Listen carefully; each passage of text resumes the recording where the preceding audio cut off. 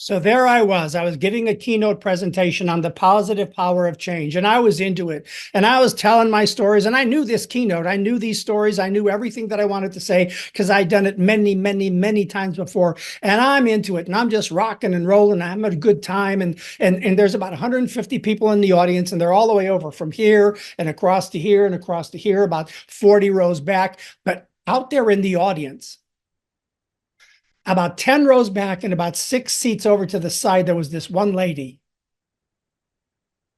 And I describe her as Dagger Lady because every time I noticed her body language was just so negative.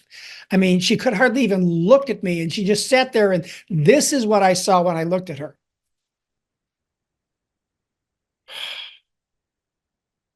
I mean, she just kept like looking down, and she had her arms crossed, and she was shaking her head. And oh my God, this was so distracting. And I was telling this story about meeting my wife and how I'd had so much trouble with relationships, and how I finally met my dream wife, the love of my life, my soulmate. And the lesson that I learned from this story is that you got to let go.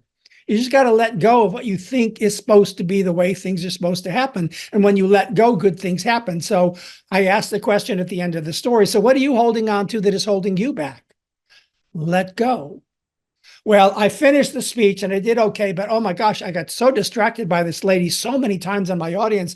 And as the audience was getting up to leave, I looked over and I watched as this lady got up and left the room. I wanted to watch her leave to make sure she was gone. It was so distracting. It was so annoying. I mean, I lost some of my power during my speech because of her. And at the end of that, she was out of the room. And I look over, and there was like 5 or 6 people who wanted to come over and chat with me and say hi and thanks, and shake my hand and tell me what they liked about my speech. It was really great because it was really affirming, because I'd gotten so distracted by this lady.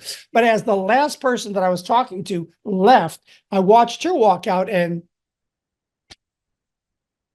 there she was, Dagger Lady.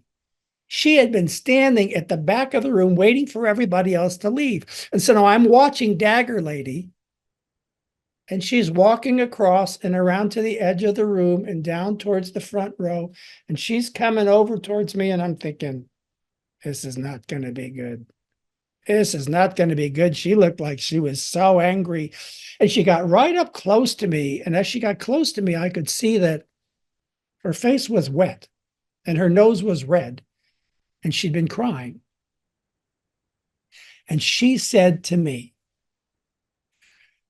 "Thank you so much for your speech today, and especially that story about meeting your wife, your soulmate, and your message about needing to let go.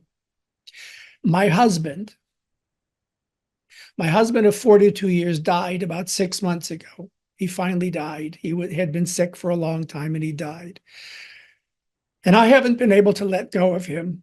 I've been holding on to him in the grief and the anger and the frustration. I've been so wounded by this. But today, listening to your story, I was finally able to let go. So thank you." And she came forward and she gave me this big hug. And then she let go. And she walked away. And as I watched her leave, I thought to myself, I so misinterpreted her body language. When she was shaking her head, no, no, no, no, no, back and forth, I think what was probably going on is she was saying, no, I can't hold on any longer. I have to let go. I can't do this any longer. It's hurting me. That might have been what was going on with her, but in one way, shape, or form, I misinterpreted her body language. And so here's the lesson that I learned from her, from Dagger Lady, and that I've had to learn time after time after time in front of audience after audience. Notice, never interpret. Notice the body language, the faces of the people in your audience. Notice it, take note of it, be aware, but don't interpret that it means something positive or negative about you. It's not all about you. Because somebody who looks grumpy, somebody who might be shaking their head, somebody who gets up to leave and leave the room and go to they might be going to the bathroom. They might have a problem going on. Who knows what's going on with people? It's not your job to be in the audience while you're giving the presentation. Get out of the audience. Notice, never interpret. Focus on what you're there to do. Focus on your job, your speech, your stories, your lessons. Focus on what you prepared. Give that presentation. But by all means, notice, never interpret.